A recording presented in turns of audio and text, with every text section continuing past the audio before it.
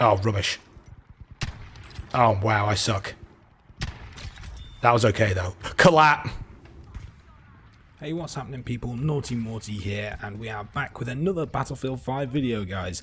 This week, we're going to be talking about sniping in Battlefield 5, my thoughts and opinions on it, how it feels, and what I kind of class it as in regards to the rest of the Battlefield franchise, and if I prefer it to the other games that I've played so far in the series. First things first though, I just want to give a big shout out to everyone who's been going over and supporting me over on Twitch. We're 15 followers away from the big 200, guys. I'm really excited. So if I could implore you to do one thing following this video, is to jump over, the link is in the description, and hit me up on Twitch. As I mentioned, I stream Wednesdays, Fridays, Saturdays and Sundays over there, and it'd be great to have you all in the chat and having some fun while we play some Battlefield. So I want to discuss first and foremost the actual Recon class itself and how I think it works in regards to Battlefield 5 in comparison to the other games that I've played previously from Bad Company 2 onwards. Now in Battlefield 5 I think DICE have done a good job of making the kit more versatile, particularly with the equipment that you can use like the spotting scope, etc. Obviously the spotting system was changed dramatically compared to the previous Battlefield titles, but the spotting scope obviously gives the Recon class a significant advantage over the others. Having that ability to be able to call out enemy positions, enemy players and enemy vehicles a lot more effectively than the standard infantryman is a massive benefit, and people definitely play that way and utilize that quite heavily in all the games I've been playing, particularly in kind of Conquest, Breakthrough, the larger game modes that you'll find in Battlefield 5.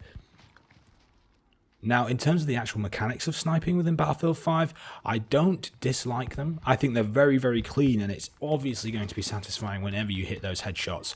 But I do miss the feel of what it used to be like in games like Bad Company 2.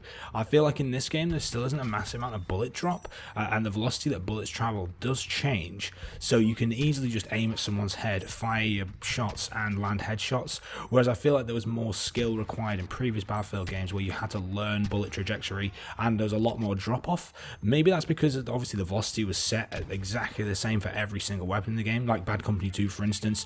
However, the snipers were obviously more powerful and could fire for longer ranges, so therefore you had to manage bullet drop, but it was a very similar kind of bullet drop for all the snipers, whereas in this game there isn't a lot of bullet drop at all for most of the rifles. At least that's what I've found anyway. I mean, as you can imagine, I've mainly been using the Arasaka, the Kar 98K, and a couple of other rifles like the Lee Enfield, obviously starting out playing the game, and those are all equally fun to use, and they don't really feel too dissimilar. There's obviously slight variance in the amount of damage they do in particular body part hits, etc., but for the most part they feel very easy to use and accessible for people to play with, which again is a massive positive. And if DICE want to head down the route of making weapons more accessible and making particular classes easier to play as, then they're going the right way about it. However, I do feel that there's an element of expertise that they've lost from people actually being skilled with the weapons. Obviously, people are always going to be better than others with the Recon class. That's a given. That's never going to change. However, it does feel like they've dampened the skill level down significantly so that anyone really could pick up a sniper rifle and do relatively well as long as they've got good enough mechanical skill. Overall, I obviously play the Recon class heavily. I do enjoy playing as a Recon, and I always have done throughout all the Battlefield games I've experienced. But I feel like this game probably isn't quite the same feeling and doesn't give me the same vibe when playing Recon as I may have had in games like Battlefield 4, Battlefield Bad Company 2, where I think there's a bit more of a skill base and a skill gap between those who are good with the Recon kit and those who aren't so good. However, I can completely appreciate, as I say, that DICE want to dampen that skill level down and make it more accessible for new players. And if that's the route they want to go down, then more power to them. We'll just have to wait to see what happens in Battlefield 6, and obviously how DICE decides to progress with the Recon kit from there. Anyways, guys, it's been great to chat. I hope you've all enjoyed the video. Now, I know this video came out a little bit late. I know I said I was going to upload a video every week, so get ready for another video this weekend. 2 videos in 1 week. What is going on? Is this a new Naughty Morty? No, it's definitely the same guy who got lazy last week, but now we're going to have 2 this week instead.